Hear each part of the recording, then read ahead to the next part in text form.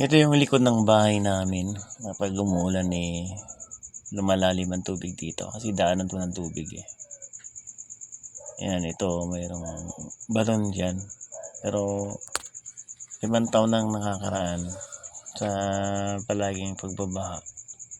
Natabunan yung butas. Kaya ito ngayon wala ng butas at dyan sa ibabaw niyan basa pa.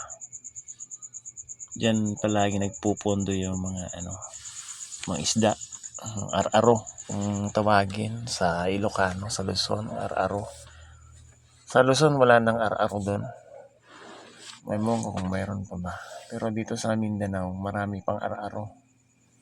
Ayan, yung matulis yung yung hasang. Yung sa may hasang niya, tulis na parang blade. Tapos yung niya, tinik niya, likod, tutulis niya laging laging nakabuka. Dinudukot ko lang. Ang dami nila dyan nakatapok dyan sa bandang ibabaw.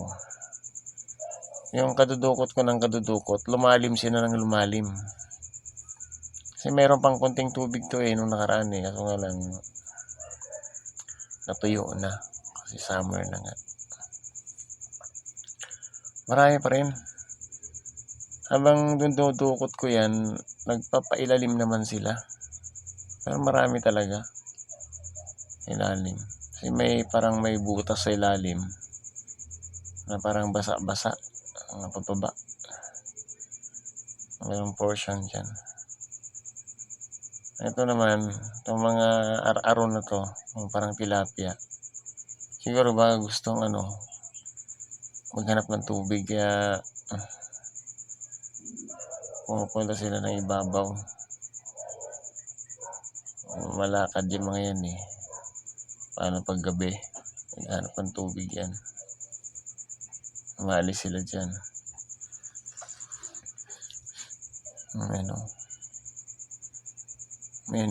Yung hito.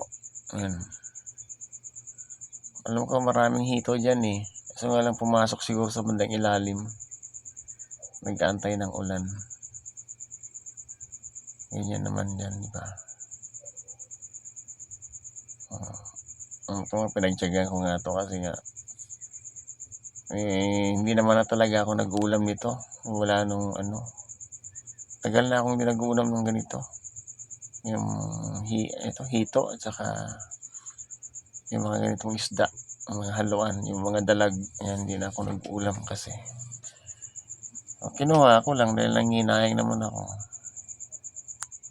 Kaya pinagtsatsagaan ko. Saka naman for content. Ayan, hito yan. Pero may dalag dyan, mga bunchek kung tawagin sa Ilocano. Sarap yan gataan so nga lang pag nagkakaedad ka na parang iba na talaga pag nagkakaedad na. Siguro kung bata-bata pa tayo, matakaw tayo ng ganyan nung araw nung malakas pa tayo, mga edad 30, 40. Pero pag mag-edad na ako ng 50 hanggang ngayon, hindi ko na kayang mag-ulam ng ganyan. Parang iba na. Lalo na yung mga ginataan. Masyado nang masela ng sikmura ng matatanda. Kaya ang kinuha ko lang siguro ang mga anak ko ayaw naman kumain yan. Marami kasing pagkain na ulam dito sa Mindanao. Kaya siguro marami isda kasi dito Kaya ayaw nila yan. At saka di nila nakasanayan yan yung mga anak kong mga hindi nakasanayan nag-ulam ng ganyan. Marami pa sa loob Pero mahirap huliin kasi matalim nga yung yung mga tinik niya, sobrang talim. Baho pa naman ang tubig. Paputik. Hirapan ako kasi isang camera lang, yung kaliwang kamay ko nakahawak ng cellphone. Tapos yan. Hindi sila makatakas, hindi sila makalipat-lipat ng pwesto nila yung mga yan kasi alam mo, ang lagkit ng putik. Wala na kasing tubig eh. Pero kung may tubig yan, mahirapan akong huliin yan. Kasi yung pumipigil sa kanila na maging maliksi, yung putik. Kasi nababalot sila ng putik. Pero kung may tubig yan, sigurado hindi mo talaga mahirapan ka manghuli niyan. Pag magpumiglas yan, talaga mabibilis sila pag mayroong konting tubig. Putik talaga eh. Ito yung tabay na tabay. Yung balon hinukay pero hindi natapos, pinabayaan, tabunan. Kaya tuwing umuulan pag tagulan, natatabunan siya. Kasi daanan to ng tubig eh. May umagos, parang creek yan, pero mababaw na creek na. Hindi pares nung araw kasi malalim daw to. Kasi walang natabunan naman. Pero may dumakadang pa rin tubig. Ay, ang hirap talaga ng buhay. Kung nasa Pangasinan pa ako, yan, talagang pagtsatsagang kung yan. Pag makahuha ng ganito sa Pangasinan, sa Luzon, malaking bagay na yan kasi malayo ang dagat dun sa amin eh. Mga ganito lang, mga bukirin lang na may ganyan. Pero wala, hindi ka makakaporma doon kasi ang dami naghahanap ng ganyan doon eh. Ayan tama na. So, lilinisan natin to, hugasan natin para makita nyo. Ito nga, putik eh, mitim-mitim yan. Buti na lang may gripo dyan, dali lang yung hugasan yan. Ayan, inisa-isa ko pa. Pero todo ingat kasi matalim talaga yung yung kanyang hasang. Sugat nga ako dyan, bumaon sa kamay ko eh.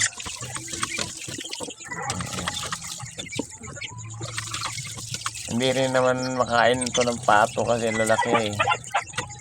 Hindi nila matuka. Kumbaga hindi nila mapira-piraso. Dati nung araw, talagang ito yung mga paborito namin na pagkain. Mga ganyan, dalag, hito, ar-aro, yan.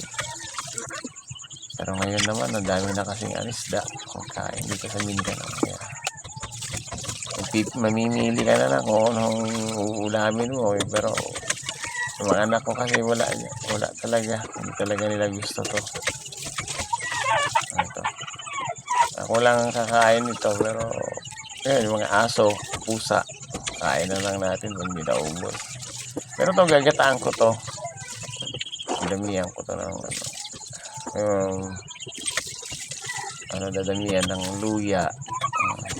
Yan na maraming bawang. Pero bago lutuin to, hugasan muna tapos asin at saka suka. Ibabad mo para mawala yung dulas. Kasi dulas yun eh.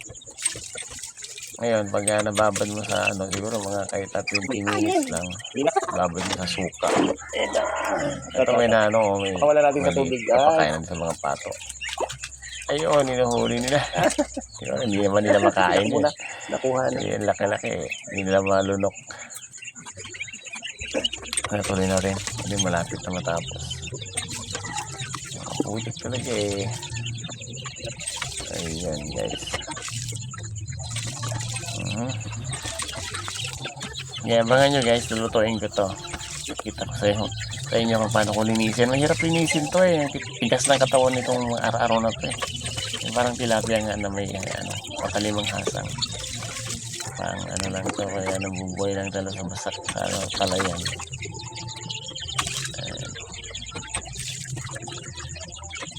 Hitok.